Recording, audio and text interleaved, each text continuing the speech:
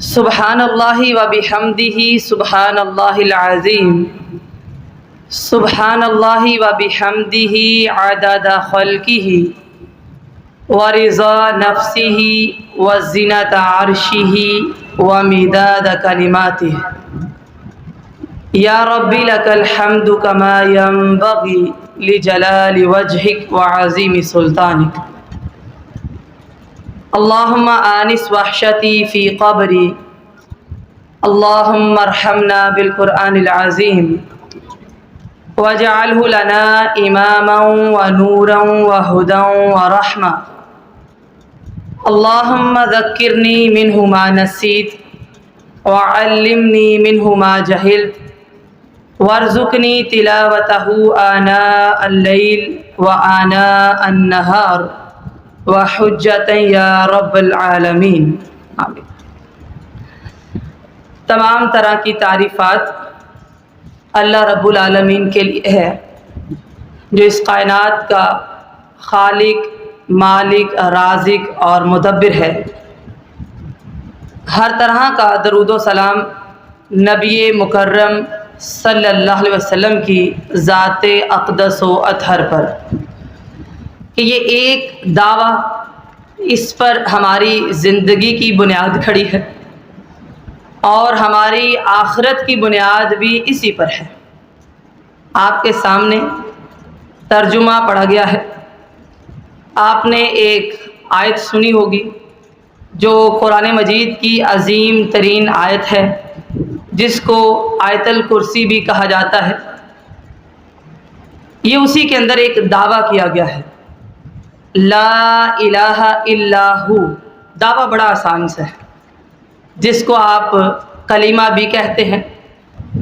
اللہ کے سوا کوئی عبادت کے لائق نہیں ہے، یہ اللہ کا دعویٰ ہے۔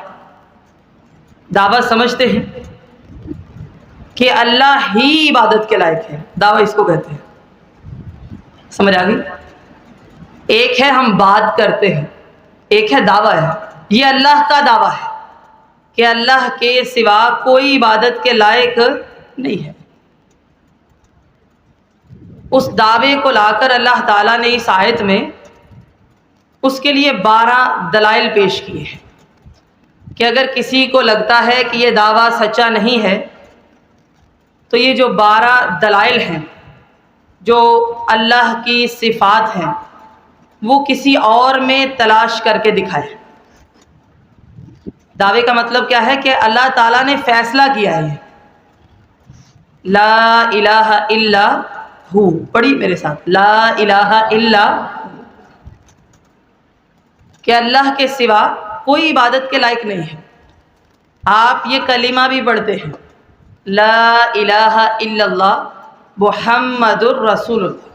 ہمارے کلمہ طیبہ کا پہلا جز ہے یہ کہ اللہ کے سوا کوئی معبود برحق نہیں ہے، کوئی عبادت کے لائق نہیں ہے۔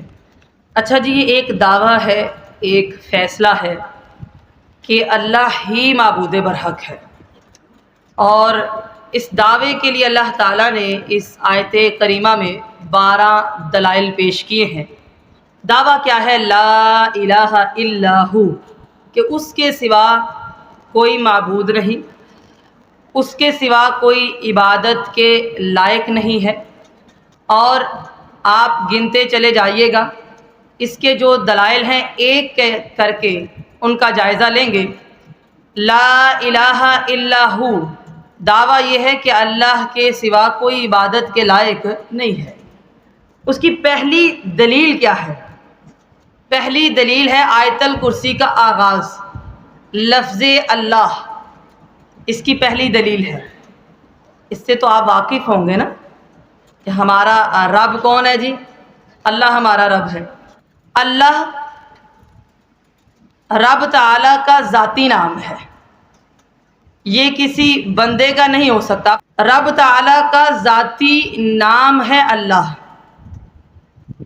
الہ سے نکلتا ہے یعنی معبود، جس کی عبادت کی جائے، جو عبادت کے لائق ہو۔ اللہ کوئی بندہ نہیں ہو سکتا، کیوں ہو سکتا ہے؟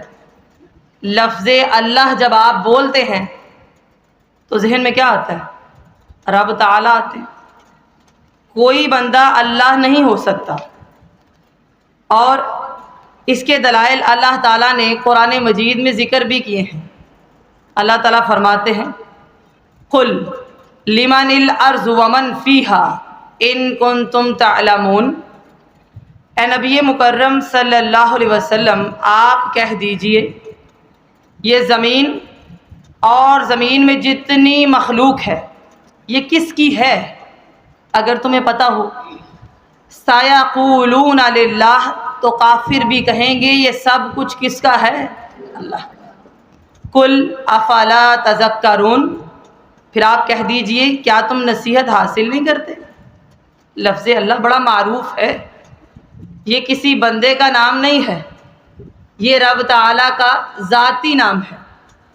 کہا اچھا، آپ پھر ان سے سوال کیجئے قل من رب السماوات السبع ورب العرش العظیم، آپ پوچھئے ساتوں آسمانوں کا رب کون ہے اور عرش عظیم کا رب کون ہے؟ سیقولون للہ، وہ کہیں گے، ضرور کہیں گے، کون ہے؟ اللہ ہے۔ یہ کون کہیں گے؟ کافر بھی کہیں گے۔ قل افلا تتقون، پھر آپ ان سے کہیے تم ڈرتے نہیں ہو؟ جب تمہارا یہ ایمان ہے کہ رب تو اللہ ہے اور ایک آسمان کا نہیں ساتوں آسمانوں کا رب اللہ ہے، عرش عظیم کا رب بھی اللہ ہے، اچھا پھر آپ ان سے پوچھئے قل من بیدہ ملکوت کل شیء وہو یجیر ولا یجار علیہ ان کنتم تعلمون، کون ہے جس کے ہاتھ میں ہر چیز کی بادشاہی ہے؟ کون ہے؟ جو سب کو پناہ دیتا ہے، اس کو کوئی پناہ نہیں دیتا۔ اگر تم جانتے ہو سیقولون للہ، وہ کیا کہیں گے جی؟ اللہ ہے۔ قل فأنا تسحرون، پھر پوچھئے کیا تم پر جادو ہو جاتا ہے؟ جب عمل کی باری آتی ہے تم بھول جاتے ہو کہ زمین و آسمان کا رب اللہ ہے، عرش عظیم کا رب اللہ ہے، ساری بادشاہی جس کے ہاتھ میں ہے وہ کون ہے؟ وہ اللہ ہے۔ جو سب کو پناہ دیتا ہے وہ کون ہے؟ اللہ تعالیٰ ہے۔ اور جس کو کوئی پناہ نہیں دے سکتا وہ کون ہے؟ وہ اللہ رب العالمین۔ کوئی اور ہو سکتا ہے؟ یہ اللہ کا دعویٰ ہے، لا الہ الا ہو، اللہ کے سوا کوئی عبادت کے لائق نہیں ہے۔ اس کی پہلی دلیل لفظ اللہ ہی ہے کہ کوئی اور اللہ نہیں ہو سکتا۔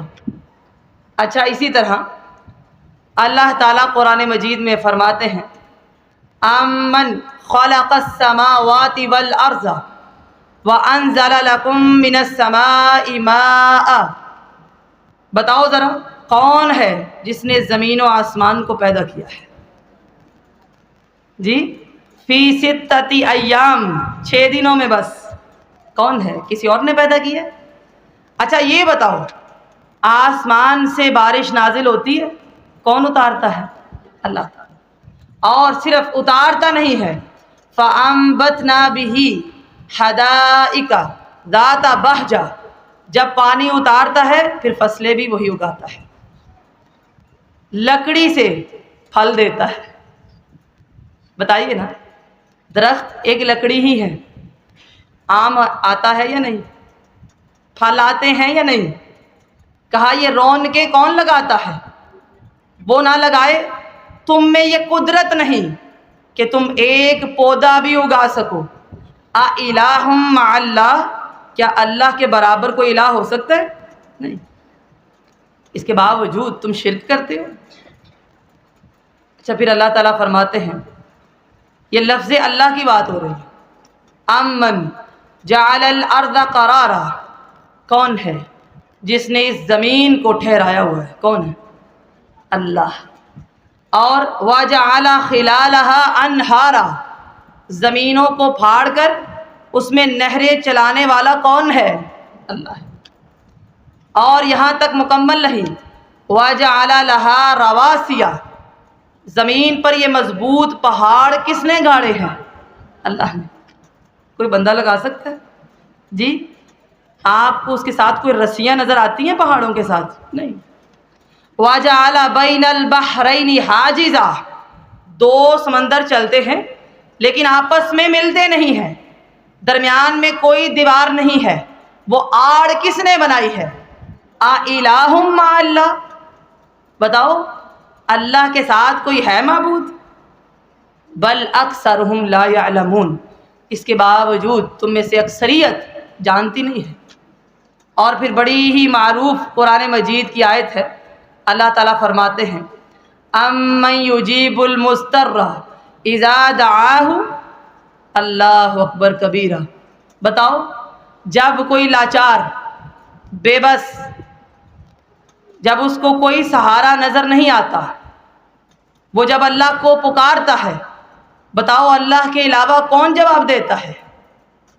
جب کوئی انسان یہ کہتا ہے انما اشکو بثی وحزنی الی اللہ، بتاؤ کوئی ہے جو اس کی پکار کو سنے؟ گھر کے کونے میں ہو، بستر پر لیٹے ہوئے ہو، زبان بظاہر چل نہیں رہی، آنکھوں سے صرف آنسو رواں ہوتے ہیں، دل میں اللہ کا خیال آتا ہے، بتاؤ کون ہے اس لاچار دل کی سننے والا، جس کو پتہ چل جاتا ہے کہ میرے بندے کو کیا چاہیے؟ اور پھر کون ہے کہ تم سے غموں کو دور کرتا ہے، تمہیں زمین میں جان نشانی دیتا ہے؟ اِلٰہٌ مع اللہ، کوئی ہے؟ اللہ کے علاوہ کوئی الہ ہے؟ نہیں بھائی، اللہ کے برابر کوئی نہیں ہے۔ زمین میں چلتے ہو، آج لوگ یورپ تک جاتے ہیں، کہاں کہاں جاتے ہیں، راستے مل گئے ہیں، ذرا بتاؤ امن یہدیکم فی ظلمات البر والبحر، کون ہے جس نے تمہیں راستے دکھائے ہیں، خشکی کے بھی تری کے بھی؟ کون ہے؟ کون ہے جو ہوائیں بیچتا ہے، تم خوش ہو جاتے ہو؟ کوئی بندہ کر سکتا ہے؟ اِلٰہٌ مع اللہ، اللہ کے برابر کوئی الہ ہے؟ دعویٰ کیا ہے؟ لا الہ الا ہو، اللہ کے سوا کوئی عبادت کے لائق نہیں ہے۔ اس کی پہلی دلیل خود اللہ تعالیٰ ہے، اللہ لا الہ الا ہو، پہلی دلیل ہے اللہ، کوئی اور اللہ نہیں ہو سکتا۔ کہ ہو سکتا ہے؟ یہ اللہ کا دعویٰ ہے کہ اللہ ہی عبادت کے لائق ہے، کوئی اس دعوے کو رد نہیں کر سکتا۔ اچھا کھاتے پیتے ہو، گھر میں رزق آتا ہے؟ اے نبی صلی اللہ علیہ وسلم، آپ ان سے سوال کیجیے، قل من یرزقکم من السماء والارض، کون ہے جو آسمان سے اور زمین سے تمہیں رزق دیتا ہے؟ کون ہے؟ مقدر بھی لکھتا ہے، زمین سے بھی دیتا ہے، اگر وہ رزق بند کر دے کوئی دے نہیں سکتا۔ امن یملک السمع والابصار، کون ہے جس نے تمہیں یہ آنکھیں دی ہیں، سماعت دی ہے؟ کون ہے اس کا مالک؟ آنکھیں چہرے پر ہوں لیکن نور نہ دے، آپ دے نہیں سکتے۔ دیکھیے نا، جو نابینا ہے آنکھیں تو اس کی ہیں، جو بہرا ہے کان اس کے ہیں لیکن وہ سن نہیں سکتا۔ کہا ہے کوئی وَمَن يُخْرِجُ الْحَيَّ مِنَ الْمَيِّتِ وَيُخْرِجُ الْمَيِّتَ مِنَ الْحَيِّ، کون ہے جو نکالتا ہے زندہ کو مردہ سے؟ کون ہے؟ اور مردہ کو زندہ سے؟ بتاؤ بالآخر کافر بھی کیا کہیں گے؟ اللہ۔ کون ہے؟ اللہ ہے۔ فَقُلْ أَفَلَا تَتَّقُونَ، کہہ دیجئے کیا تمہیں پھر ڈر نہیں لگتا کہ اللہ کے سوا تو کوئی عبادت کے لائق ہی نہیں ہے؟ دلیل کیا ہے؟ کہ وہ اللہ ہے۔ اس لیے صحیح بخاری کے اندر ایک واقعہ آتا ہے، نبی مکرم صلی اللہ علیہ وسلم صحابہ کرام کے ساتھ جنگ پر نکلے ہوئے تھے، راستے میں آرام کرنا تھا، آرام کی غرض سے سب درختوں کے نیچے لیٹ گئے، نبی مکرم صلی اللہ علیہ وسلم ایک درخت کے نیچے آئے، اپنی تلوار کو لٹکایا اور آرام کرنے لگے، سو گئے۔ ایک کافر ادھر آ پہنچا اور اس نے اپنی تلوار نکال لی، اور جب تلوار نکالی تو نبی مکرم صلی اللہ علیہ وسلم کی آنکھ کھل گئی۔ تو اس کافر نے کہا کہ آج کون ہے جو تجھ کو مجھ سے بچائے گا؟ کون ہے؟ من یمنعک منی، کوئی ہے؟ صحابہ کرام دور دور تھے نا، اور آپ صلی اللہ علیہ وسلم کی تلوار لٹکی ہوئی تھی۔ کہا کون ہے جو آج آپ کو بچائے گا؟ نبی مکرم صلی اللہ علیہ وسلم نے فرمایا اللہ، اللہ ہے۔ کیا فرمایا؟ اللہ یمنعنی منی، اللہ مجھے بچائے گا۔ ثلاث مرات، کوئی اس وقت قریب نہیں تھا۔ یہ ہے توکل، اعتقاد۔ مسلمان کا عقیدہ چھپا ہوا نہیں ہوتا، نکھرا ہوا ہوتا ہے۔ کہا اللہ مجھے آج بچائے گا۔ ثلاث مرات، 3 مرتبہ یہی بات کہی۔ کسی نے تلوار گردن پر رکھی ہو اور کوئی اور نظر نہ آئے اور بندہ بس یہ کہے کہ اللہ ہی مجھے بچائے گا، اس کافر پر ایسا رعب طاری ہوا کہ اس کے ہاتھ سے تلوار گر گئی۔ یہ ہے اللہ۔ نبی مکرم صلی اللہ علیہ وسلم نے تلوار اٹھائی اور کہا من یمنعک منی، اب بتا تجھے مجھ سے کون بچائے گا؟ یہ ہے اللہ، لا الہ الا ہو، وہ اللہ جس کے سوا کوئی عبادت کے لائق نہیں ہے۔ وہ اللہ خود اس کی دلیل ہے اس دعوے کی۔ تو اس سے پہلے ایک واقعہ آپ نے سنا ہوگا میری زبان سے، لیکن جب بھی ہم کوئی واقعہ دوبارہ پڑھتے ہیں نئے اسباق حاصل ہوتے ہیں۔ صحیح بخاری میں واقعہ آتا ہے، حضرت عائشہ صدیقہ بیان کرتی ہیں، مسجد نبوی میں ایک کالے رنگ کی عورت تھی جو جھاڑو دیتی تھی، اور جب وہ بیٹھتی تو کہتی کہ وہ دن یاد آتا ہے جب اللہ تعالیٰ نے مجھے بچایا تھا، جب مجھے معلوم ہوا تھا کہ اللہ بھی ہے، وہ ہار والا دن۔ حضرت عائشہ صدیقہ بیان کرتی ہیں کہ ایک دن میں نے اس سے پوچھا وہ ہار والا دن کیا تھا؟ وہ کہنے لگی کہ میں بہت دور ایک علاقے میں کام کرتی تھی، ایک بادشاہ کے گھر میں، اس کی ایک بیٹی تھی۔ ایک دن وہ بیٹی نہانے کے لیے جانے لگی تو اس نے اپنے گلے سے ہار اتارا۔ صحیح بخاری میں آتا ہے اس ہار کا رنگ سرخ تھا۔ اتار کے رکھا اور مجھ سے کہا کہ اس ہار کا خیال کرنا، میں نہا کر واپس آتی ہوں۔ کھڑکی کھلی تھی، ایک چیل آئی اور اس نے اسے گوشت کا ایک حصہ سمجھا اور ہار کو اٹھا کے لے گئی۔ جب وہ شہزادی نہا کے باہر نکلی تو اس نے کہا کہ ہار کدھر ہے؟ میں نے کہا کہ چیل لے گئی۔ اس نے کہا جھوٹ بولتی ہو، تم نے چرا لیا ہے۔ حتیٰ کہ میری تلاشی بھی لی گئی، بادشاہ بھی آ گیا، فیصلہ یہ ہوا کہ چوراہے کے اندر مجھے کھڑا کیا جائے گا اور میری تلاشی لی جائے گی۔ اس وقت میں بے دین تھی، میں گھبرا گئی اور میں نے آسمان کی طرف دیکھا اور کہا اللہ اگر تو ہے تو آج مجھے بچا لے۔ کہتی ہے وہ چیل آئی اور اس نے ہار پھینکا اور مجھے پتہ چل گیا کہ اللہ ہے۔ این اللہ، اللہ کہاں ہے؟ ثم استوى علی العرش، ہے تو وہ عرش پر، لیکن جانتا وہ سب کچھ ہے۔ نتیجہ کیا ہوا؟ میں وہاں سے چلی اور نبی مکرم صلی اللہ علیہ وسلم کی خدمت میں حاضر ہوئی اور اپنی زندگی کو وقف کر دیا کہ میں نے مسجد میں ہی رہنا ہے۔ لا الہ الا ہو، اللہ کے سوا کوئی عبادت کے لائق نہیں۔ اس کی پہلی دلیل لفظ اللہ ہی ہے کہ جب کچھ نظر نہیں آتا تب اللہ نظر آتا ہے، اور کوئی بندہ اللہ نہیں ہو سکتا۔ وہ رب تعالیٰ ہی ہے. اللہ لا الہ الا ہو، اللہ وہ ہے جس کے سوا کوئی معبود برحق نہیں ہے. الحی، حی ہے. حی کسے کہتے ہیں؟ ہمیشہ سے زندہ ہے، ہمیشہ زندہ رہے گا، اسے کہتے ہیں. ہم ہمیشہ سے زندہ نہیں ہیں کہ ہیں 100 سال پہلے ہم کدھر تھے؟ دنیا میں ہمارا کوئی وجود تھا نہیں.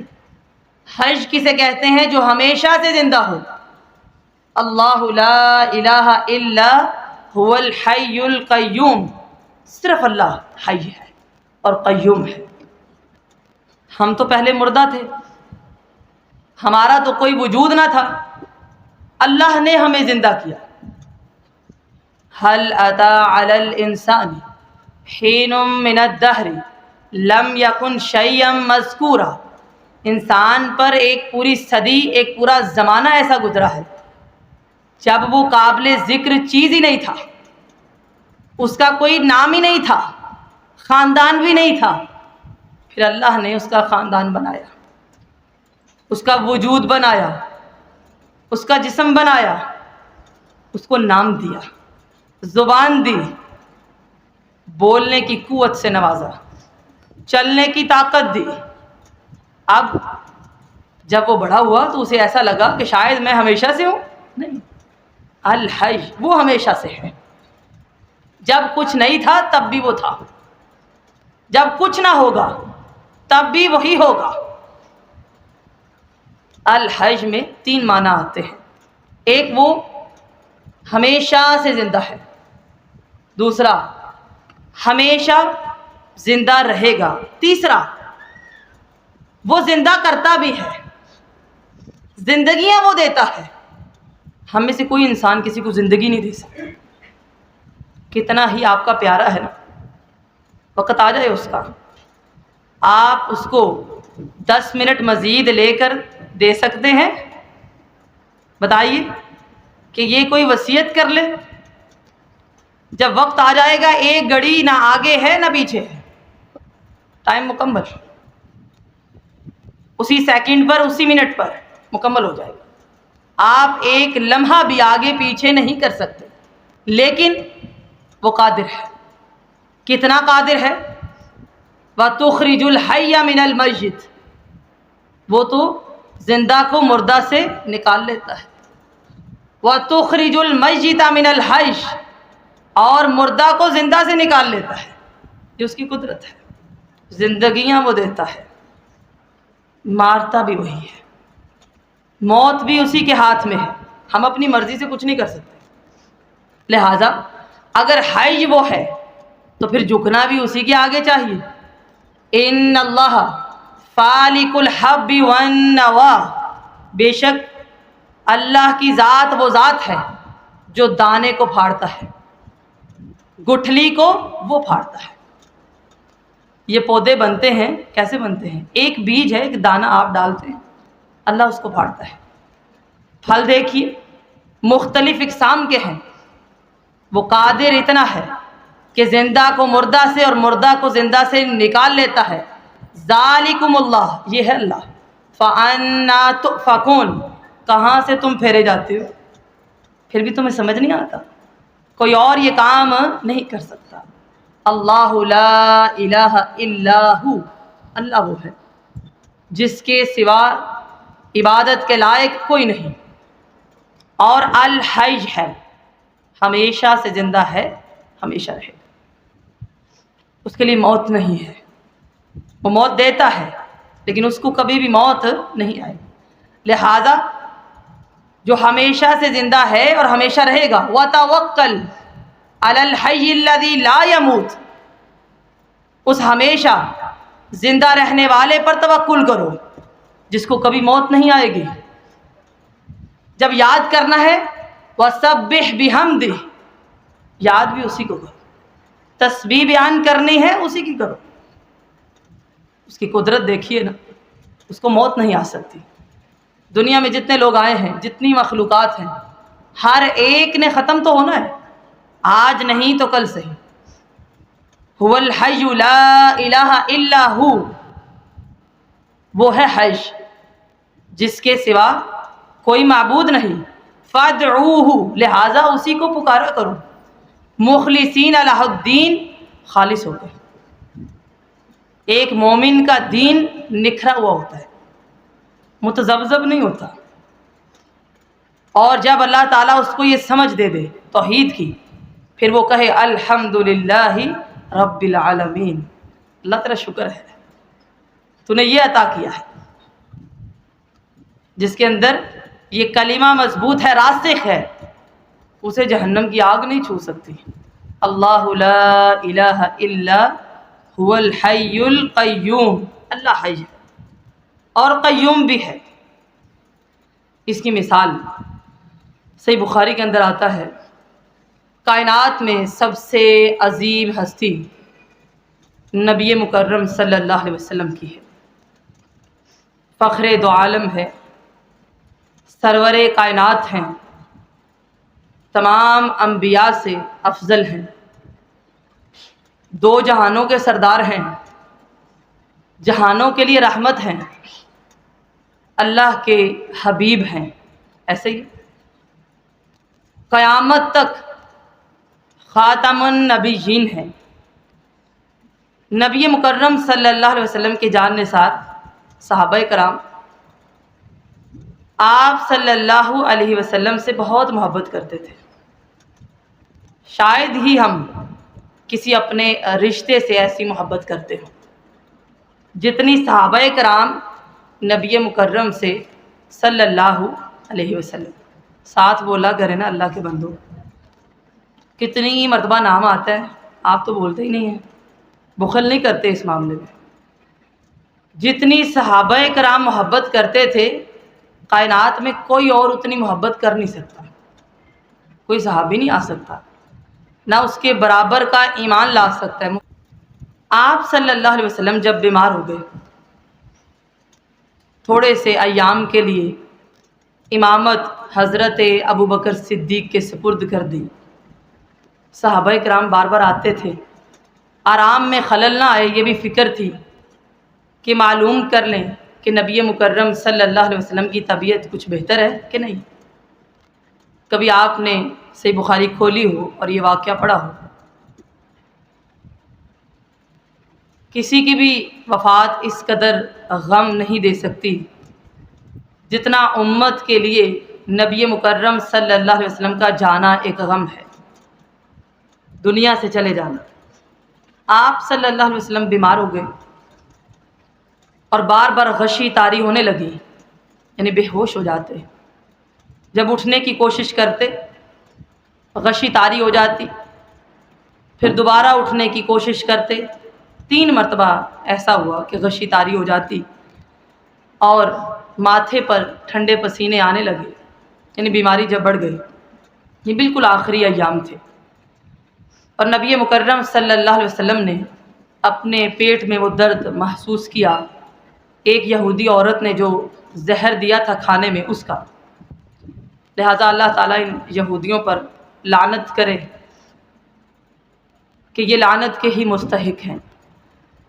آپ صلی اللہ علیہ وسلم پانی میں ہاتھ ڈالتے اور اپنے ماتھے پر پھیرتے۔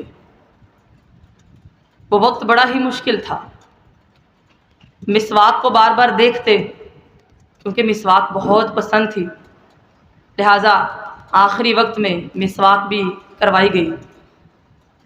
جب بیماری کا آغاز ہوا تو نبی مکرم صلی اللہ علیہ وسلم اپنی ساری ازواج سے باری باری پوچھتے کہ کل میری باری کدھر ہے، جس سے ازواج مطہرات کو یہ پتہ چلا کہ آپ صلی اللہ علیہ وسلم چاہتے ہیں کہ وہ حضرت عائشہ کے حجرے میں چلے جائیں، لہٰذا سب نے اپنی باری کو معاف کیا اور نبی مکرم صلی اللہ علیہ وسلم حجرہ عائشہ میں تشریف لے گئے۔ اور یہ اعزاز اللہ نے سیدہ عائشہ صدیقہ کو دیا ہے کہ آپ صلی اللہ علیہ وسلم کی وفات جب ہوئی تو حضرت عائشہ کی گردن اور اس سینے کی یہ درمیان جو ہڈی ہوتی ہے، یہاں پر نبی مکرم صلی اللہ علیہ وسلم کا سر مبارک تھا، اور آپ صلی اللہ علیہ وسلم نے دعا کی کہ اللہ تعالیٰ جو کہ رفیق اعلیٰ ہے وہ مجھے اپنے ساتھ ملا لے۔ اور روح اس جہان سے پرواز کر گئی۔ ایک بات سمجھ آئی کہ اگر کائنات سے نبی مکرم صلی اللہ علیہ وسلم جا سکتے ہیں تو ہم میں سے کسی نے رہنا نہیں ہے۔ صحابہ کرام کو جب اس کا علم ہوا تو حضرت عمر فاروق رضی اللہ تعالیٰ عنہ اشتعال میں آ گئے۔ یہ ان کا جذبہ محبت تھا، شدت تھی، غم اور غصہ تھا۔ کہنے لگے واللہ ما مات رسول اللہ، اللہ کی قسم رسول اللہ صلی اللہ علیہ وسلم اس دنیا سے نہیں جا سکتے، یعنی ہمیں چھوڑ کے نہیں جا سکتے۔ تلوار نکال لی اور کہا جو یہ کہے گا کہ آپ صلی اللہ علیہ وسلم دنیا سے چلے گئے ہیں، صحیح بخاری کے اندر یہ واقعات ہے، میں اس کا سر اس کے تن سے جدا کر دوں گا۔ حضرت ابو بکر صدیق آئے اور حجرہ عائشہ میں داخل ہوئے۔ آپ صلی اللہ علیہ وسلم کا بدن سفید یمنی دھاری دار چادر میں تھا۔ چادر اٹھائی اور نبی مکرم صلی اللہ علیہ وسلم کے ماتھے پر بوسہ دیا اور کہا کہ واللہ اللہ تعالیٰ آپ پر دو موتیں کبھی بھی جمع نہیں کرے گا۔ صحابہ کرام کو پتہ چل گیا کہ آپ صلی اللہ علیہ وسلم اس دنیا سے چلے گئے ہیں۔ جب دیکھا کہ حضرت عمر فاروق قابو میں نہیں آ رہے اور تلوار نکالی ہوئی ہے اور کہتے ہیں کہ جو یہ کہے گا کہ نبی مکرم صلی اللہ علیہ وسلم دنیا سے جا چکے ہیں میں اس کا سر اتار دوں گا، تو سیدنا ابو بکر صدیق منبر پر چڑھے اور خطبہ ارشاد کیا۔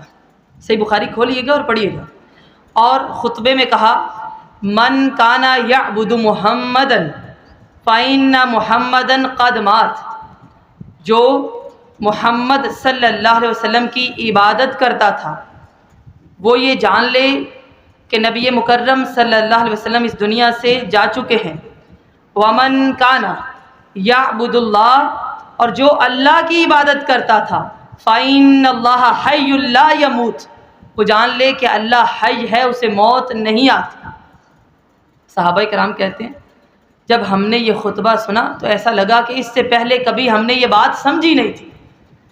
حضرت عمر فاروق کہتے ہیں کہ میری ٹانگیں کانپ گئی اور تلوار میرے ہاتھ سے نیچے گر گئی اور مدینہ کے اندر دھاڑوں کی آوازیں بلند ہونے لگیں کہ صحابہ کرام رو رہے تھے کہ نبی مکرم صلی اللہ علیہ وسلم اب ہمارے درمیان نہیں ہیں، اب وحی کا نزول نہیں ہوگا، آسمان سے فرشتے نہیں اتریں گے، اللہ کی رحمتیں جو برستی تھیں وہ ہم پر نازل نہیں ہوں گی، بلکہ اب تو فتنوں کا دور شروع ہو جائے گا۔ تو حضرت ابو بکر صدیق نے کیا پیغام دیا؟ عبادت اللہ کی کرتے ہیں، طریقہ جناب محمد الرسول اللہ صلی اللہ علیہ وسلم کا چلتا ہے۔ جو اللہ کی عبادت کرتا ہے وہ یہ جان لے اللہ تعالی حی ہے، لا یموت، اس کو کبھی موت نہیں آئے گی، نہ آئی ہے نہ آئے گی۔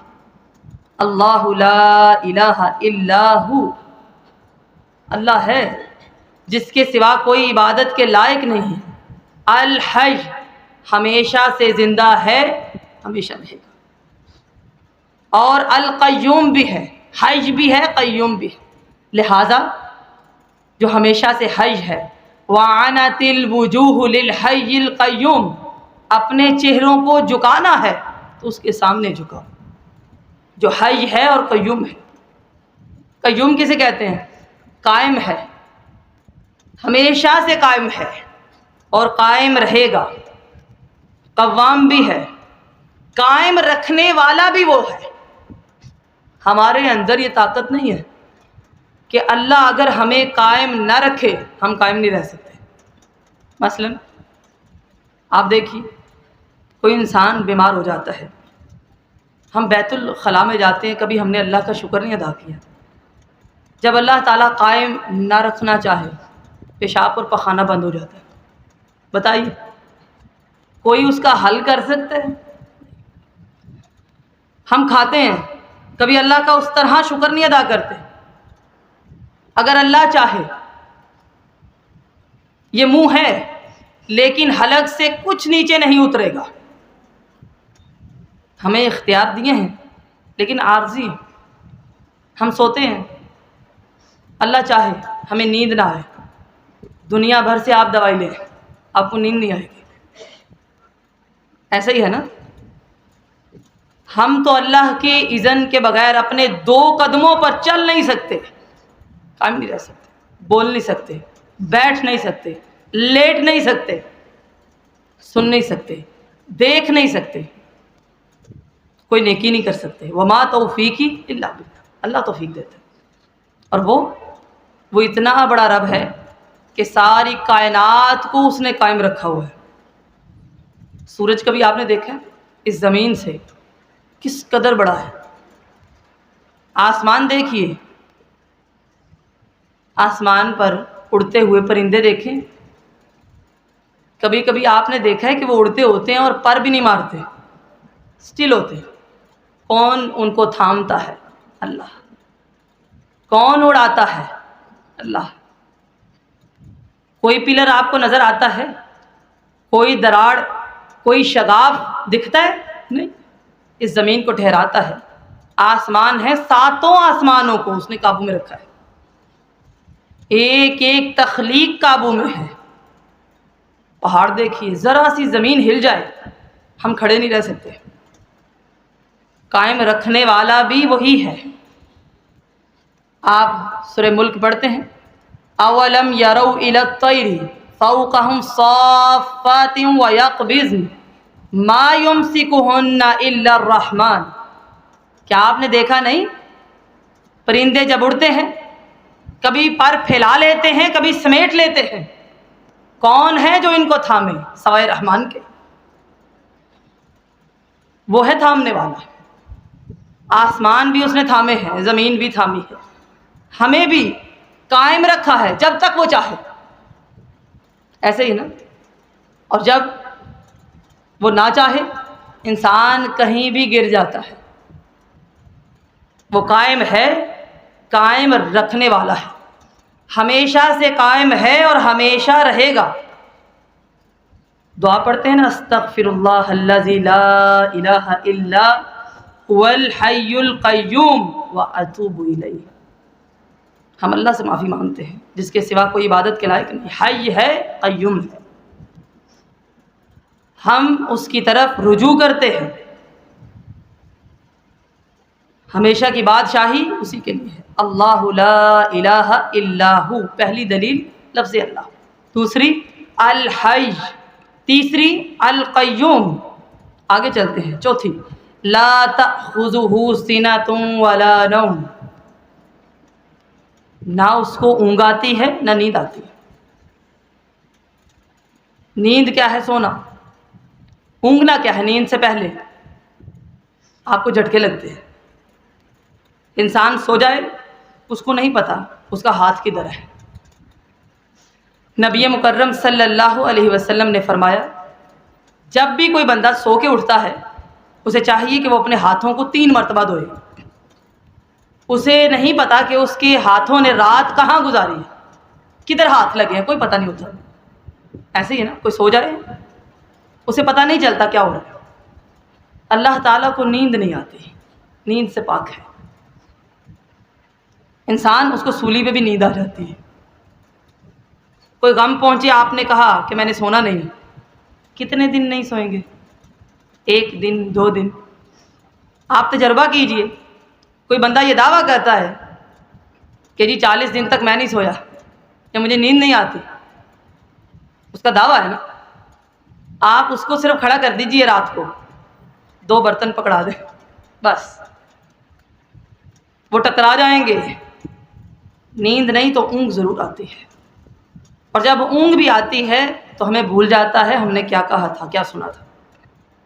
لا تأخذہ سنۃ ولا نوم، اللہ تعالیٰ کو نہ تو اونگ آتی ہے نہ نیند آتی ہے، نہ وہ سوتا ہے نہ اونگتا ہے، یہ اس کی قدرت ہے۔ کہاں کہاں اس کی قدرت دیکھیں، آسمانوں کو دیکھیں تو اللہ تعالیٰ کی قدرت نظر آتی ہے، ایسے ہی بلکہ ہر جگہ اللہ کی قدرت ہی نظر آتی ہے، آتی ہے کہ نہیں؟ وَلِلَّهِ الْمَشْرِقُ وَالْمَغْرِبُ فَأَيْنَمَا تُوَلُّوا فَثَمَّ وَجْهُ اللَّهِ۔ اللہ کے لیے ہے مشرق بھی مغرب بھی۔ مشرق بڑی وسیع ہے، مغرب بہت وسیع و عریض ہے، سب اللہ کے لیے ہے۔ جہاں چلے جاؤ تم اللہ کو پاؤ گے.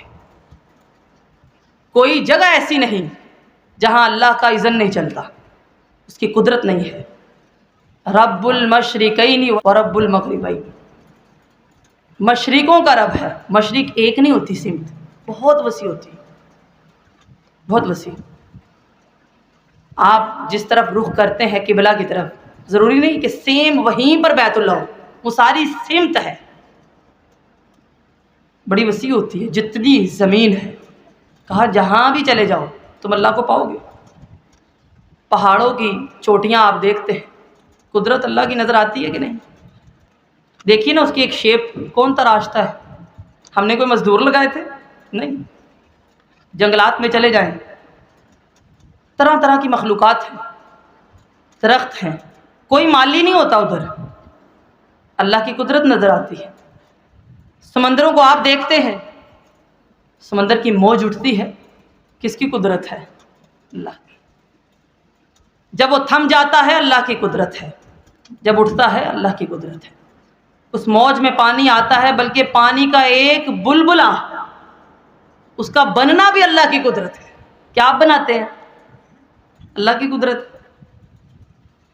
گائے ہے، اس کے تھن سے رنگ اس کا کالا ہوتا ہے، سفید دودھ آتا ہے، نہ خون ہے نہ گوبر ہے اس میں. قدرت کس کی ہے جی؟ کون سی مشینیں ہیں؟ آپ نے لگائی ہے؟ نہیں، اللہ کی. اور یہ ساری چیزیں بتاتی ہیں کہ اللہ تعالیٰ نہ تو سوتا ہے نہ اسے اونگ آتی ہے. ایک بھی لمحہ زندگی کا بتائیے کہ کائنات کی کوئی چیز ہل گئی ہو؟ نہیں. ہر چیز ویسے ہے جیسے اللہ نے چاہا. میں نے پہلے کہا لکڑیاں پھل دیتی ہیں، یہ درخت آپ نے تو بیج ڈالا تھا. آم کی آپ نے شیپ دیکھی؟ سیب دیکھتے ہیں آپ؟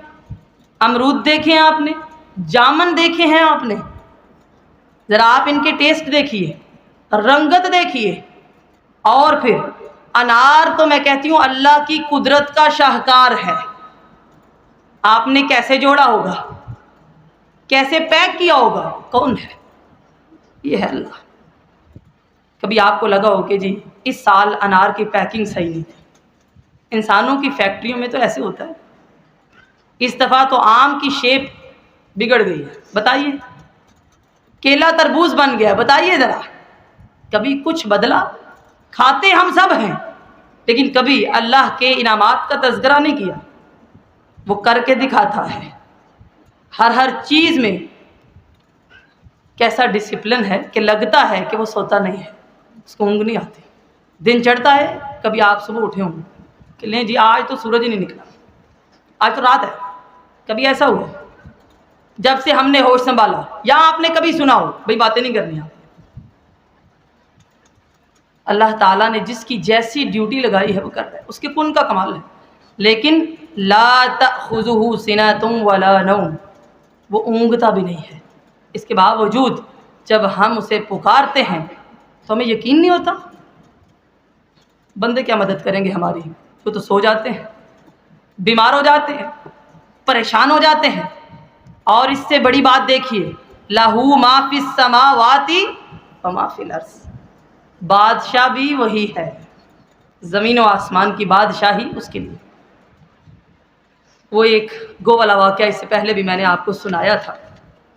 سیرت کی ایک کتاب ہے سبل الہدی والرشاد، اس کے اندر یہ واقعہ آتا ہے کہ نبی مکرم صلی اللہ علیہ وسلم ایک روز جا رہے تھے کھیتوں کے درمیان سے، اور دیکھا ایک کافر ہے، اس کو دعوت دی کہ اسلام قبول کر لو. کافر نے ادھر ادھر دیکھا، کہنے لگا یہ ایک گو ہے، کھیتوں میں ہوتی ہے، آپ نے اگر دیکھی ہو، گو جانور ہے. اگر یہ گو کہے کہ اللہ تعالی معبود ہے تو میں بھی اسلام قبول کر لوں گا. آپ دیکھیے نا، آج ہم نے وہ عظمت نہیں پہچانی جو جانوروں نے پہچان لی ہے. نبی مکرم صلی اللہ علیہ وسلم نے فرمایا ٹھیک ہے، اگر یہ ایمان لے آئے تو تو بھی لے آئے گا؟ اس نے کہا ہاں جی ٹھیک ہے. اس کو لگا یہ تو گو ہے، یہ کیسے ایمان لائے گی؟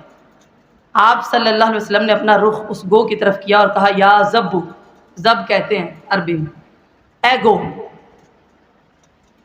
اور روایت میں آتا ہے کہ گو نے کہا، اللہ نے اس کو زبان دی، لبیک یا رسول اللہ، اللہ کے رسول میں حاضر ہوں صلی اللہ علیہ وسلم۔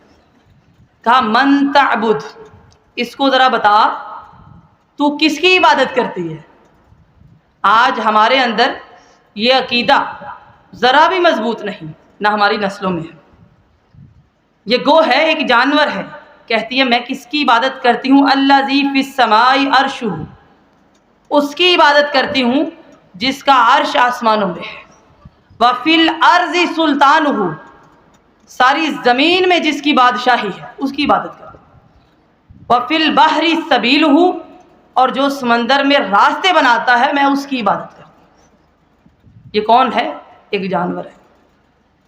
پتہ چلا کہ جانور کو بھی یہ پتہ ہے کہ اللہ ہی کی زمین پر بادشاہی ہے، کسی انسان کا نام شہنشاہ نہیں رکھا جا سکتا، یہ حدیث سے ثابت ہے، کیونکہ شہنشاہ وہی ہے، بادشاہ وہی ہے، اور بادشاہ ہمیشہ سے ہے اور ہمیشہ رہے گا۔ نبی مکرم صلی اللہ علیہ وسلم نے فرمایا، صحیح بخاری کی حدیث ہے، جب قیامت قائم ہوگی، اور جب اس نے قائم ہونا ہے، کوئی اگر دودھ نکال رہا ہے تو وہ وہیں پر تھم جائے گا، کوئی کپڑے کو کاٹ رہا ہے، چیر رہا ہے، وہیں پر قیامت نے قائم ہو جانا ہے، ٹائم نہیں دیا جائے گا، جو راستے میں ہے وہ راستے میں ہوگا۔ کہا جب سور پھونکا جائے گا تو تمام مخلوقات ختم ہو جائیں گی، انسان سب ختم ہو جائیں گے، اور یہ زمین چٹیل میدان بن جائے گی، کوئی بھی زندہ نہیں رہے گا، حالانکہ جو موت کا فرشتہ ہے اس کو بھی موت آئے گی۔ اور جب یہ ساری زمین ایک چٹیل میدان بن جائے گی تو اللہ تعالیٰ پوچھیں گے لمن الملک اليوم، بتاؤ آج کا بادشاہ کون ہے، آج بادشاہی کس کی ہے؟ کوئی جواب دینے والا نہیں ہوگا۔ پھر اللہ تعالیٰ خود فرمائیں گے للہ الواحد القہار، اللہ کی جو اکیلا ہے، قہار ہے، وہ ہے بادشاہ۔ سب سے پہلی دلیل اللہ، دوسری الحی، تیسری القیوم، چوتھی لا تأخذہ، اور پانچویں لہ ما، وہ بادشاہ ہے۔ وَلِلَّهِ مُلْكُ السَّمَاوَاتِ وَالْأَرْضِ، آسمان و زمین کی بادشاہیاں اس کے لیے۔ بلکہ یہ آسمان ہے نا، 7 آسمان، ایک آسمان کتنا بڑا ہے آپ دیکھیں ذرا، یہ 7 مل جائیں نا تو اللہ کے عرش کے سامنے یہ 7 آسمان 7 سکے ہیں، بس سکے، سکے دیکھیں، 7 سکے ہیں بس اللہ کے عرش کے سامنے، کچھ بھی نہیں ہے۔ وہ اللہ زمین و آسمان کا بادشاہ ہے، ساری حکمرانی اس کی ہے، پھر مانگیے اس سے، تعلق اس بادشاہ سے جوڑیے۔ آیت الکرسی پڑھتے ہیں نا، یاد رکھیے گا، اللہ نے عقیدہ دیا ہے، سمجھ دی ہے، توحید دی ہے، تبھی تو جو اس کو ایمان کے ساتھ پڑھتا ہے سچ میں اللہ اس کا محافظ بنتا ہے۔ کئی مرتبہ لوگ کہتے ہیں نہیں جی میں نے آیت الکرسی پڑھی تھی، اس کے باوجود بھی مجھے ڈر لگتا ہے، حیران کی۔ یہ لا الہ الا اللہ پاکستان کی بھی بنیاد ہے۔ ایک واقعہ حقیقی اور سچا یہاں پر میں بتانا چاہوں گی۔ آپ کو پتہ ہے کلمے کی بنیاد پر اس ملک پاکستان کو حاصل کیا گیا ہے کہ یہاں پر اللہ کا دین نافذ ہوگا، اللہ کرے کہ ایسا ہو۔ جب اس کو حاصل کیا گیا تو اس کے لیے بہت سی قربانیاں پیش کی گئی ہیں، جانیں چلی گئیں، لوگوں کے بچے چلے گئے، بلکہ بچیاں تو لوگوں نے خود قربان کر دیں تاکہ ایسا نہ ہو کہ ان کی عزتیں خراب کی جائیں۔ ایک خاتون نے مجھے یہ واقعہ بتایا جو اس وقت بزرگ ہیں، اپنے والد کا جو آزادی کے وقت موجود تھے، اور یہ سچا واقعہ۔ انہوں نے کہا کہ ہمارے والد کا آیت الکرسی پر اتنا اعتقاد تھا کہ جب ہنگامی حالات ہوئے نا، آپ کو پتہ ہے سکھوں نے حملہ کر دیا، تو وہ کس طرح راتوں کو آ جاتے تھے اور لوگوں کو قتل کرتے تھے، بلکہ ٹکڑے کر دیتے تھے۔ وہ کہتے ہیں ہمارے والد محترم نے کیا کیا کہ جب رات ہونی تو وہ آیت الکرسی پڑھتے تھے اور سارے گاؤں کے ارد گرد حصار کھینچتے تھے، آیت الکرسی پڑھ کے. یہ میں اس کی طاقت بتا رہی ہوں، یہ ایک تجربہ ہے. ویسے طاقت تو حدیث نے بتا دی ہے، لیکن ہمارا ایمان نہیں ہے. ویسے کہتے ہیں کہ ہمارے گاؤں کے کسی ایک فرد کو بھی کچھ نہیں ہوا، سب نے ہجرت کی. اور لوگ بتاتے تھے کہ رات کو آپ کے گاؤں کے ارد گرد آگ جلتی ہے، آگ لگی ہوتی ہے. سکھ دیکھتے ہیں تو وہ آتے نہیں ہیں، وہ کہتے ہیں آگ لگ گئی ہے، سارے ختم ہو جائیں گے. ہر روز رات کو. یہ ہے عین الیقین. ہم سمجھتے ہیں کہ شاید اس میں طاقت نہیں ہے. آیت الکرسی قرآن مجید کی عظیم ترین، سب سے عظیم آیت یہ ہے، کیونکہ اللہ تعالیٰ نے اپنی ساری توحید کو، ساری قدرتوں کو اس آیت میں جمع کیا. لا الہ الا ہو. دعویٰ کیا تھا؟ پڑھیے. لا الہ الا ہو. اللہ کے سوا کوئی عبادت کے لائق نہیں ہے. اس کی پہلی دلیل کیا ہے؟ لفظ اللہ. کسی بندے کا نام رکھنا ہو تو اس کے ساتھ لگاتے ہیں عبداللہ. اسی لیے نبی مکرم صلی اللہ علیہ وسلم نے فرمایا اللہ تعالیٰ کو جو نام سب سے زیادہ پسند ہے ان میں پہلا نام عبداللہ ہے، پھر عبد الرحمن ہے، پھر حارث ہے، اس کے بعد تمام انبیاء کے نام ہیں. لہٰذا ان ناموں میں سے ہمیں نام رکھنا چاہیے. دوسری دلیل کیا ہے؟ الحیش. اللہ تعالیٰ ہمیشہ سے ہے، ساتھ ساتھ چلیں، اور ہمیشہ رہے گا. اللہ کی نہ ابتدا ہے اور نہ انتہا ہے. جب کچھ نہیں تھا وہ تب بھی تھا. آپ صلی اللہ علیہ وسلم نے فرمایا کان اللہ ولم یکن شیء قبلہ. جب کچھ بھی نہیں تھا اس وقت بھی اللہ تعالیٰ موجود تھا. جب کچھ نہ ہوگا تب بھی اللہ تعالیٰ موجود ہوگا. یہ اللہ تعالیٰ ہے. هو الحی لا الہ الا ہو. جب پڑھنا ہے نا اللہ لا الہ الا هو الحی القیوم بولنا نہیں ہے. پھر دیکھیے یہ آیت الکرسی آپ کی حفاظت کرتی ہے کہ نہیں؟ ہر چیز موت کی آغوش سے نکل کر آئی ہے. ہم پہلے مرے ہوئے تھے، پتہ ہی نہیں تھا ہم کیا ہے، اور بالآخر ہر ایک نے موت کی آغوش میں جانا ہے. آپ پہلے پارے میں پڑھتے ہیں نا کیف تکفرون باللہ وکنتم امواتا. اللہ کا انکار کیسے کر سکتے ہو جبکہ تم تو پہلے مردہ تھے، اللہ نے زندگی دی ہے. لیکن اللہ تعالیٰ وہ ہمیشہ سے زندہ ہے اور ہمیشہ رہے گا. اچھا پھر آگے چلتے ہیں. القیوم قام یقوم سے ہے، قائم رہنے والا، کسی سہارے کے بغیر رہنے والا. بڑی اہم چیز. قائم میں ایک اور چیز آتی ہے، ہم خود سے قائم نہیں ہیں، ہمیں اللہ نے قائم رکھا ہے. اس کائنات کی کوئی چیز بھی خود سے قائم نہیں ہے، سب کو اللہ نے قائم رکھا ہے، لیکن اللہ تعالیٰ کسی سہارے کے بغیر قائم ہے. آپ دیکھیے نا فرعون نے دعویٰ تو کیا انا ربکم الاعلی، لیکن ہم تو اللہ کے تھامنے کے بغیر زندہ بھی نہیں رہ سکتے. دل کی دھڑکن ہے نا، ہم خود نہیں چلا سکتے. سانس چلتا ہے جی اللہ نہ چلائے ہم چلا سکتے ہیں. خون گردش کرتا ہے، اللہ تعالیٰ نہ چلائے ہم چلا سکتے ہیں. ہم کسی چیز پر قادر نہیں ہیں، ہم کسی اور کو کیا تھامیں گے. ہم تو اپنے آپ کو قائم نہیں رکھ سکتے. اور پھر اللہ تعالیٰ قرآن مجید میں فرماتے ہیں ان اللہ یمسک السماوات والارض ان تزولا. اللہ نے زمین و آسمان کو تھاما ہوا ہے، نہیں تو وہ ہل جائیں، گر جائیں. یہ اللہ کی قدرت ہے. ما یمسکہن الا الرحمن. رحمان کے علاوہ کوئی تھام نہیں سکتا. اور چوتھی دلیل کیا ہے؟ لا تأخذہ سنۃ ولا نوم. اللہ تعالیٰ اونگ اور نیند سے پاک ہے. دنیا کا بڑا بھی ہوشیار شخص ہے نا، اس کو نیند تو آتی ہے، اونگتا تو وہ بھی ہے. بلکہ آپ کو بتاتی چلوں کہ نبی مکرم صلی اللہ علیہ وسلم کا فرمان ہے جو بندہ ٹیک لگا کے سو جاتا ہے نا اس کا وضو ٹوٹ جاتا ہے. اس کو چاہیے کہ وہ اٹھے اور دوبارہ وضو کرے. اونگتا ہے تو وضو نہیں ٹوٹتا. ٹیک لگا کے سویا ہے، یہ حدیث سے ثابت ہے، تو وضو ٹوٹ جاتا ہے. پانچویں دلیل کیا ہے؟ لہو ما فی السماوات و ما فی الارض. جب بادشاہ وہ ہے تو عبادت اسی کا حق ہے. نبی مکرم صلی اللہ علیہ وسلم نے فرمایا کہ حضرت یحییٰ نے بنی اسرائیل کو ایک دعوت دی اور کہا کہ سنو، کیا آپ کو یہ پسند ہے کہ غلام آپ کا ہو، نوکر آپ نے رکھا ہو، ہنر آپ نے سکھایا ہو، سارا دن مزدوری پر آپ لگائیں، تنہا وہ کسی اور کو آ کے دے؟ پسند ہے؟ نہیں نا۔ اللہ کو بھی ایسے شرک پسند نہیں ہے۔ جب خالق وہ ہے تو ماننی بھی اسی کی ہے، جب رازق وہ ہے مانگنا بھی اس سے ہے، جب مالک وہ ہے پالنے والا وہ ہے تو توکل بھی اسی پر کرنا ہے۔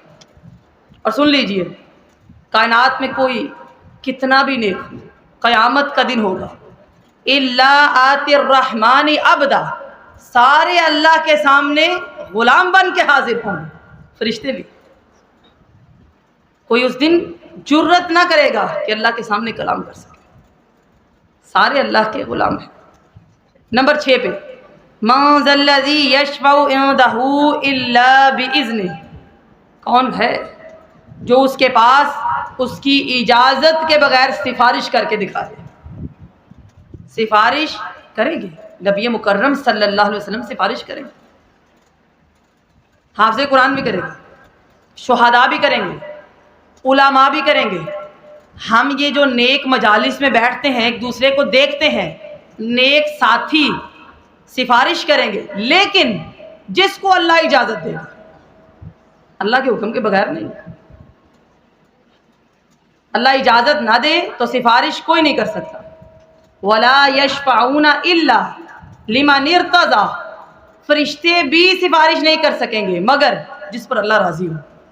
دو چیزیں بڑی اہم، ایک اللہ راضی ہو کہ یہ بندہ سفارش کرے، وہ کرے گا، دوسرا اللہ راضی ہو اس کے لیے کی جائے، اس کے لیے کی جائے گی۔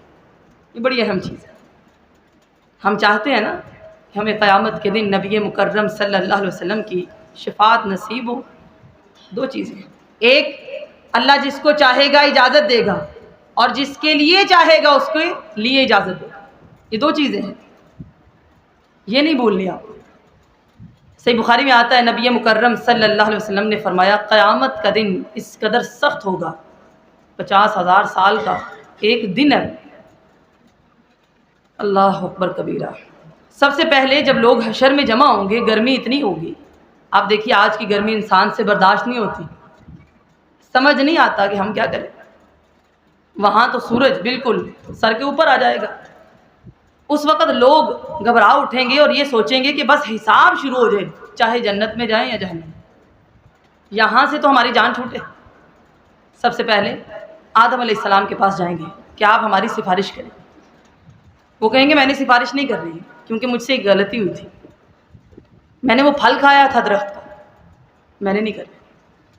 لوگ حضرت نوح علیہ السلام کے پاس جائیں گے، آپ ہماری سفارش کریں۔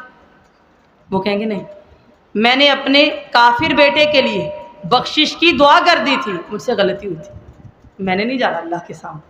اس دن انبیاء بھی خوف کھائیں گے، حتیٰ کہ لوگ نبی مکرم صلی اللہ علیہ وسلم کے پاس آئیں گے اور آپ صلی اللہ علیہ وسلم اللہ کے حکم سے اپنے سر کو سجدے میں رکھیں گے اور اس سفارش کو قبول کیا جائے گا اور حساب شروع ہوگا۔ یہ پہلی سفارش ہے، شفاعت صغریٰ کہتے ہیں اس کو، چھوٹی سفارش۔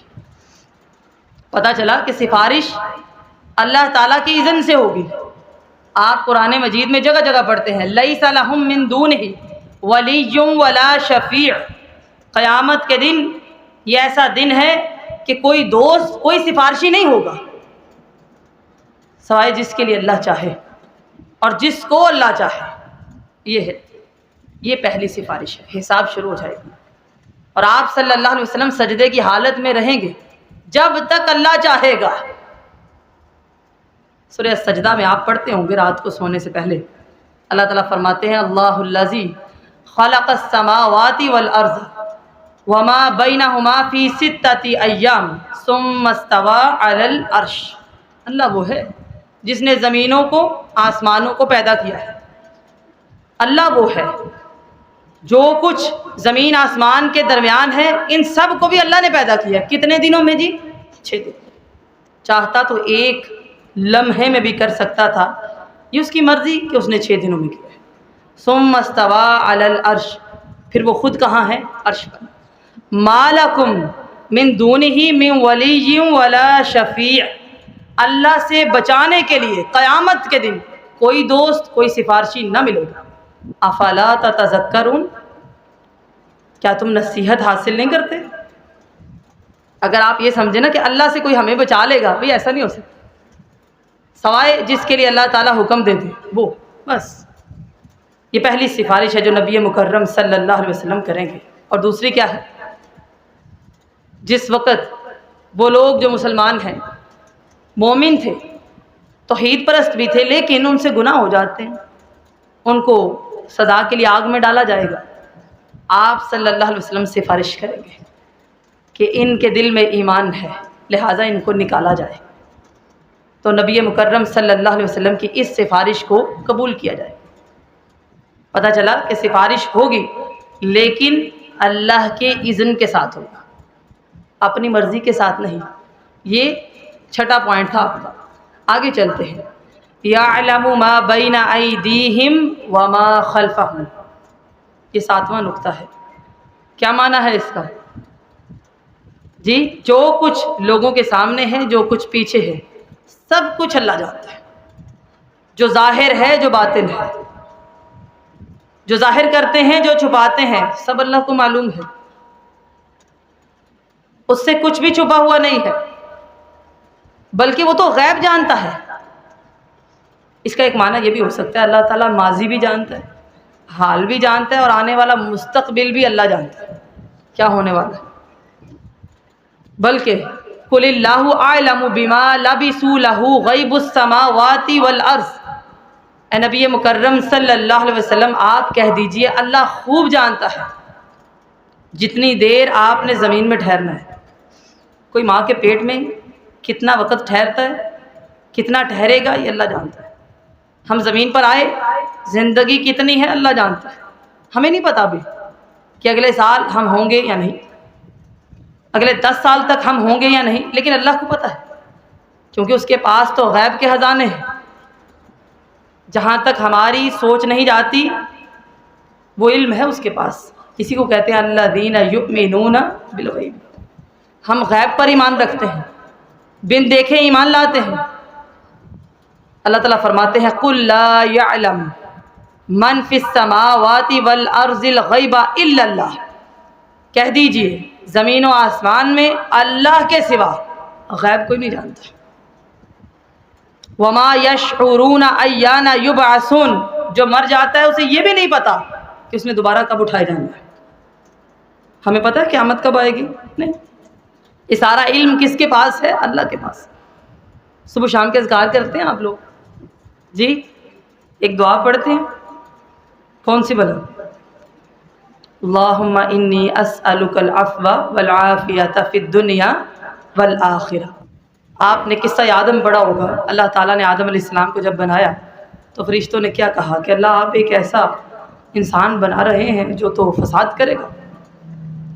تو اللہ تعالیٰ نے فرمایا کہ یہ ایسے ایسے کام بھی کرے گا کہ تم نہیں جانتے وہ کتنے اچھے ہوں گے۔ فرشتوں نے کیا کہا؟ قالوا سبحانک لا علم لنا الا ما علمتنا انک انت العلیم الحکیم۔ فرشتے کہنے لگے اللہ تو پاک ہے، تیرے پاس علم ہے، تو نے تو ہمیں سکھایا ہے۔ اصل علم کی کنجیاں اللہ کے پاس ہیں۔ دنیا کے اندر کوئی کتنا بھی بڑا عالم آ جائے، اس سے بڑا عالم پھر آ جاتا ہے۔ اصل میں سب سے زیادہ علم اللہ تعالیٰ کے پاس ہے۔ صحیح بخاری میں آتا ہے موسیٰ علیہ السلام اور حضر علیہ السلام کا جو واقعہ ہے، اس میں یہ قصہ آتا ہے، ایک واقعہ آتا ہے کہ انہوں نے کہا کہ سمندر ہے ایک بہت بڑا، چڑیا آتی ہے اور ایک ٹھونگا مارتی ہے، اس کی چونچ میں کتنا پانی آتا ہے آپ بتائیے؟ جی کتنا پانی آتا ہے؟ تھوڑا سا۔ کہا جب ہم علم لیتے ہیں نا، اللہ کے علم کی وسعت کے مقابلے میں ہمارا علم اتنا ہے، چاہے جتنا بھی زیادہ ہو، جتنا اس چڑیا کا، اس کی چونچ میں جو پانی آیا تھا نا، ہمارے پاس اتنا علم ہے بس۔ وہ تو قادر ہے۔ یعلم ما بین ایدیہم وما خلفہم، علیم بذات الصدور ہے، دلوں کے راز جانتا ہے۔ آپ کے دل میں خیال آتا ہے، بس وہ جانتا ہے آپ کے دل میں خیال کیا ہے، بلکہ یہاں تک نہیں۔ اللہ تعالیٰ قرآن مجید میں فرماتے ہیں وَعِندَهُ مَفَاتِحُ الْغَيْبِ لَا يَعْلَمُهَا إِلَّا هُوَ، غیب کی ساری کنجیاں اللہ کے پاس ہیں، اللہ کے علاوہ کوئی نہیں جانتا۔ وَيَعْلَمُ مَا فِي الْبَرِّ وَالْبَحْرِ، سمندروں کے اندر کیا کچھ ہے اللہ جانتا ہے، زمین میں کیا کچھ ہے اللہ جانتا ہے۔ وَمَا تَسْقُطُ مِن وَرَقَةٍ إِلَّا يَعْلَمُهَا، ایک پتا بھی نہیں گرتا مگر اللہ کو پتہ ہوتا ہے۔ ہم تو درخت کے پتے گن نہیں سکتے، ایک پتا گرتا ہے نا تو اللہ تعالیٰ جانتے ہیں پتا گر گیا ہے۔ وَلَا حَبَّةٍ فِي ظُلُمَاتِ الْأَرْضِ، زمین کے اندھیروں کے اندر کوئی دانہ ہے نا اللہ کو پتہ، یہ دانہ ہے کس کو پہنچانا ہے یہ بھی پتہ ہے۔ وَلَا رَطْبٍ، کوئی تر چیز، وَلَا يَابِسٍ، کوئی خشک چیز، إِلَّا فِي كِتَابٍ مُبِينٍ، اس کی واضح کتاب میں ہر چیز اس کو پتہ ہے، اس سے تو کچھ بھی چھپتا نہیں ہے۔ يَعْلَمُ مَا بَيْنَ أَيْدِيهِمْ وَمَا خَلْفَهُمْ، آگے چلتے ہیں۔ وَلَا يُحِيطُونَ بِشَيْءٍ مِّنْ عِلْمِهِ إِلَّا بِمَا شَاءَ، کیا معنی ہے اس کا؟ اور وہ اس کے علم میں سے کسی چیز کا احاطہ نہیں کر سکتے مگر اللہ جتنا چاہے۔ جب اللہ چاہے تو انبیاء کرام کو وحی کر دیتا ہے۔ جیسے نبی مکرم صلی اللہ علیہ وسلم ایک مرتبہ تشریف لے گئے، یہودیوں کے ساتھ ملاقات کرنی تھی، تو اللہ تعالیٰ نے جبرائیل امین کو بھیجا اور کہا کہ آپ دیوار کے سائے میں بیٹھے ہیں، یہاں سے اٹھ جائیے، یہودی تیاری کر رہے ہیں نعوذ باللہ، انہوں نے دیوار کے اوپر سے پتھر پھینک رہا ہے۔ جب اللہ چاہے تو انبیاء کرام کو جتنا چاہے وہی کرتے، یہ بھی اس کی قدرت ہے، سارا وہ نہیں دیتا، جتنا چاہے۔ وَاسِعَ كُرْسِيُّهُ السَّمَاوَاتِ وَالْأَرْضِ، اور اس کی کرسی آسمانوں اور زمین کو سمائے ہوئے ہے، اتنی وسیع ہے، یہ اللہ کی کرسی ہے۔ کرسی سے مراد کیا ہے پتہ ہے آپ کو؟ کیا مراد ہے؟ کیا مراد ہے؟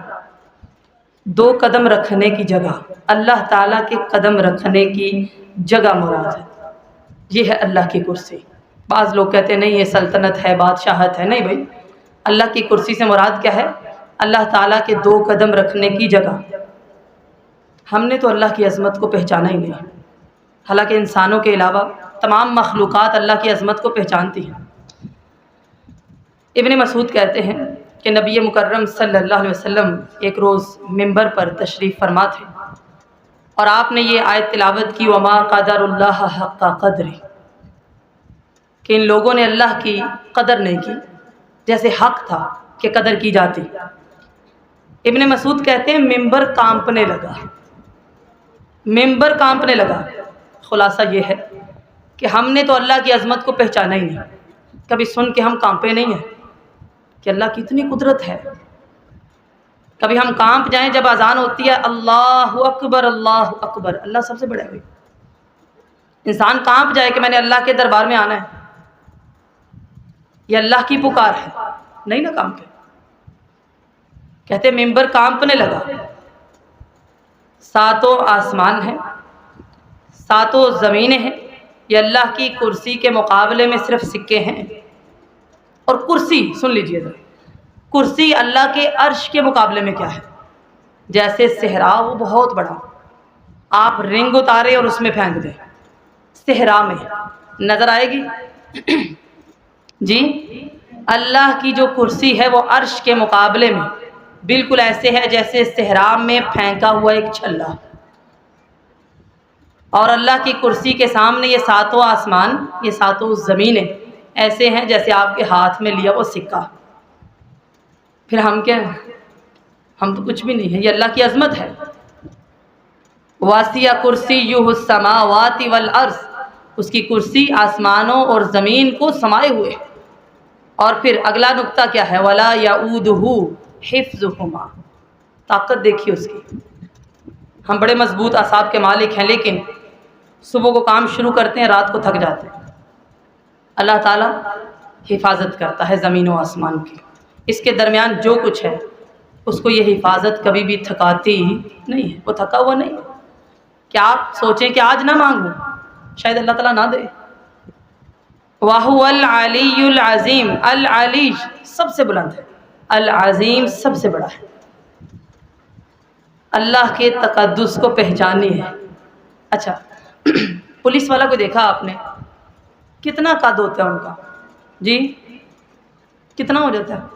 6 فٹ ہو جائے گا۔ لوگ کہتے ہیں جی ہم ڈر جاتے ہیں ان کو دیکھ کے، اور روب طاری ہو جاتا ہے فوجیوں کو دیکھ کر۔ اللہ تعالیٰ کی قدرت کیا ہے، اللہ تعالیٰ کی ذات کتنی بڑی ہے، اس کی بات آپ ذرا چھوڑیے۔ اللہ کے جو فرشتے ہیں، حدیث میں آتا ہے ایک فرشتہ اتنا بڑا ہوتا ہے کہ اس کے کندھوں سے کان تک کا فاصلہ 700 سال کا ہے۔ کتنا؟ 700 سال کا۔ پھر اللہ کی کرسی، اس کا عرش، اس کی ذات، اس کی کوئی مثال نہیں۔ اتنا عظیم اور اتنا بلند ہے، اتنا بڑا ہے۔ اسی لیے کہتے ہیں نا اللہ اکبر کبیرہ، اللہ سب سے بڑا ہے، بہت بڑا ہے، اس سے بڑا کوئی نہیں ہے۔ اس کی کبریائی کو سمجھیے، اپنے عقیدے کو نکھاریے، یہ ہے آیت الکرسی۔ اسی لیے اس کو قرآن مجید کی عظیم ترین آیت کہتے ہیں۔ ایک دعویٰ لا الہ الا ہو، 12 دلائل۔ 11واں وَهُوَ الْعَلِيُّ العلی ایک ہے، العظیم ایک ہے۔ وَهُوَ الْعَلِيُّ الْعَظِيمُ، وہ ہے اللہ جو سب سے بلند اور عظمت والا ہے، سب سے عظمت والا۔ یہ ہے جب آپ رکوع میں جاتے ہیں، اپنا سر جھکاتے ہیں، اپنے ہاتھوں کو آپ گھٹنوں پر رکھتے ہیں اور کہتے ہیں سبحان ربی العظیم، یہ ہے۔ جب آپ سجدے میں جاتے ہیں، 7 اعضاؤں پر سجدہ کرتے ہیں اور کہتے ہیں سبحان ربی الاعلی، پاک ہے میرا رب، جو عظمت والا ہے، پاک ہے میرا رب جو سب سے بلند ہے، یہ ہے۔ اکثر ہم لوگ اس تسبیح کو کچھ نہیں سمجھتے، جبکہ نبی مکرم صلی اللہ علیہ وسلم نے فرمایا جب کوئی بندہ سجدہ کرتا ہے وہ اللہ کے سب سے زیادہ قریب ہوتا ہے، اللہ تعالیٰ اس کے ایک گناہ کو مٹاتا ہے، ایک درجہ بلند کرتا ہے اور ایک نیکی لکھ دی جاتی ہے۔ جب سجدے میں جائیں تو ذرا یاد دہانی کے ساتھ پڑھا کریں سبحان ربی الاعلی، پاک ہے میرا رب، بلند ہے، یہ ہے آیت الکرسی۔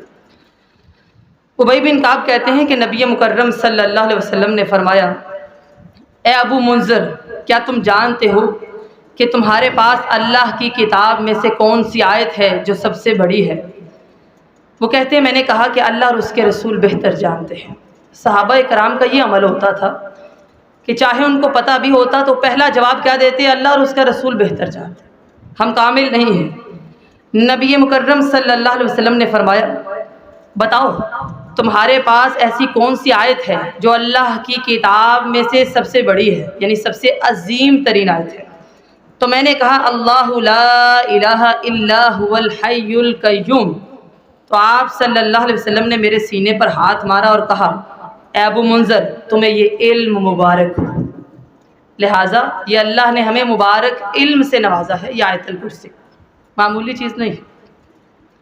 صحیح بخاری کے اندر ایک واقعہ آتا ہے، بڑا ہی معروف ہے، آپ کو پتہ ہی ہوگا، لیکن وہ عقیدہ، وہ محبت، وہ ایمان، وہ یقین کامل ہمارے اندر پایا نہیں جاتا۔ حضرت ابو ہریرہ سے روایت ہے کہ وہ کہتے ہیں کہ مجھے ایک ڈیوٹی دی گئی کہ مال ہے جو یعنی بیت المال ہے، میں اس پر محافظ مقرر ہوا۔ کیا دیکھتا ہوں ایک رات کو ایک شخص آتا ہے اور اپنی بوری میں مال بھرتا ہے۔ میں نے اسے پکڑ لیا اور کہا تو چور ہے، میں تجھے نبی مکرم صلی اللہ علیہ وسلم کی خدمت میں حاضر کروں۔ وہ کہنے لگا کہ میں محتاج ہوں، میں اس لیے آیا ہوں، لہٰذا مجھے آپ ایک دفعہ چھوڑ دیں، آئندہ نہیں آؤں گا۔ وہ کہتے ہیں میں نے چھوڑ دیا، صبح ہوئی، میں آپ صلی اللہ علیہ وسلم کے پاس آیا تو نبی مکرم صلی اللہ علیہ وسلم نے فرمایا کہ وہ رات کو جو آیا تھا وہ دوبارہ آئے گا۔ اگلی رات ہوئی، پھر سے وہ شخص آیا اور مال بھرنے لگا۔ میں نے اسے پکڑ لیا اور کہا آج تو میں تجھے نہیں چھوڑتا۔ اس نے کہا آج چھوڑ دیں، میں بڑا محتاج ہوں، میرے بچے مسکین ہیں۔ اللہ اکبر، یہ واقعہ ہمارے لیے بہت بڑا سبق ہے، آئندہ نہیں آؤں گا۔ چلا گیا، صبح ہوئی، نبی مکرم صلی اللہ علیہ وسلم نے فرمایا ابو ہریرہ وہ دوبارہ آئے گا۔ تیسرا دن ہوا، وہ پھر آ گیا، مال بھر رہا تھا۔ حضرت ابو ہریرہ نے پکڑ لیا اور کہا آج بس بھائی، آج کے دن میں تجھے پیش کروں گا۔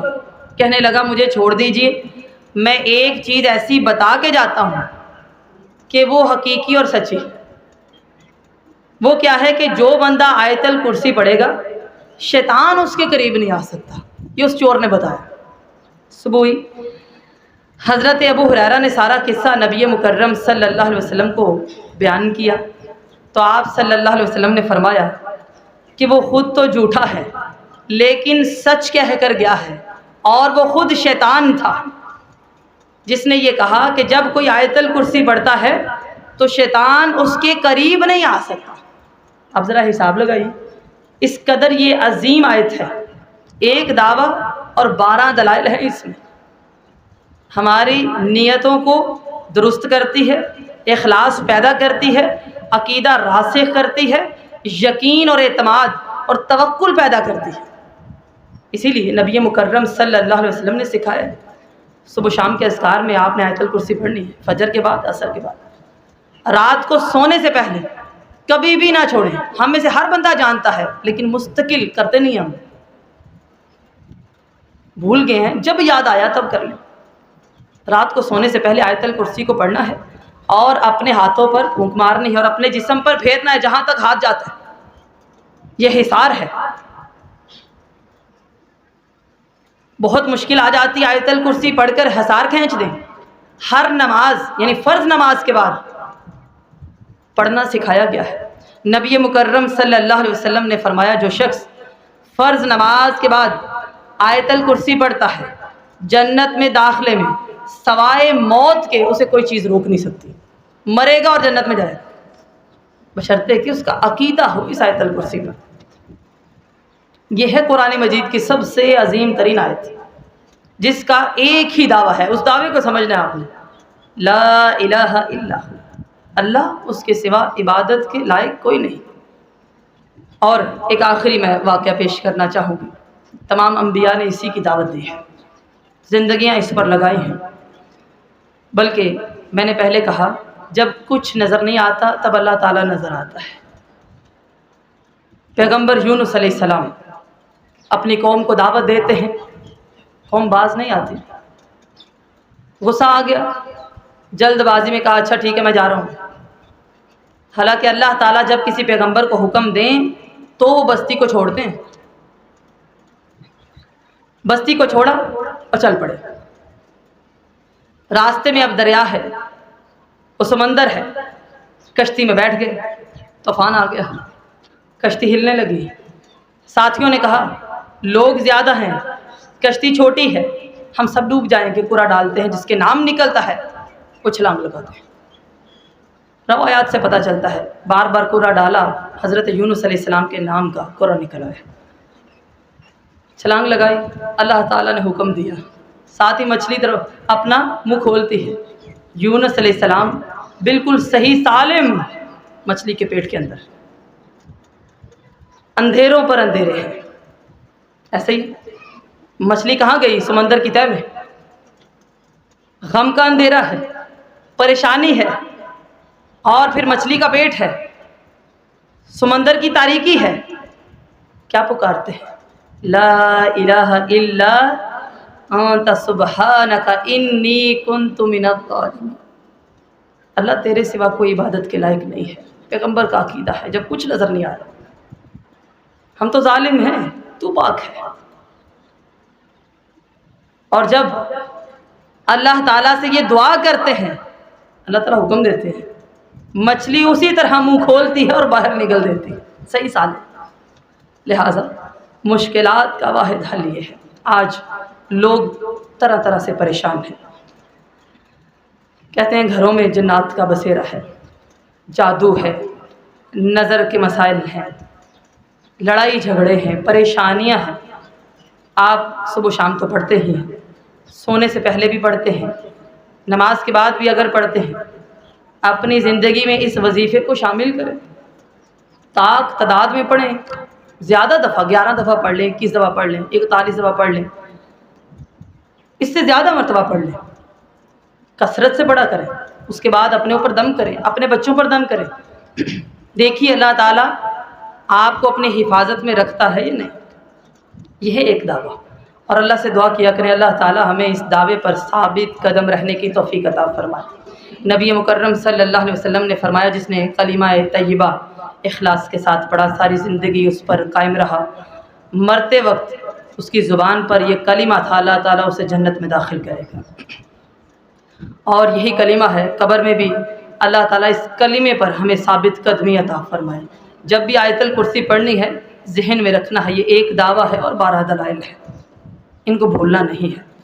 اللہ تعالیٰ اس قرآن کو ہمارے سینے کی بہار اور دل کا نور بنائے، ہمارے غموں کا علاج بنائے۔